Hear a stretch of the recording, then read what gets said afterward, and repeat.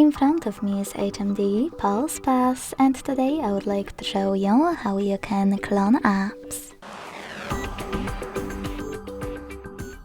Begin by launching Settings and hitting Apps. Then scroll down, select Cloned Apps and click on this plus next to one of the available ones to clone it. Then hit Create and wait.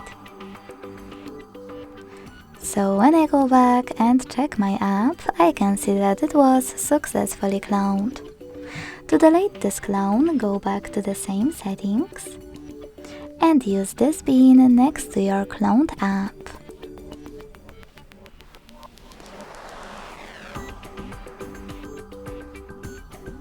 Then confirm your choice in the pop-up.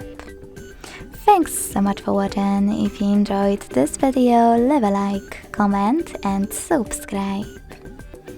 Bye!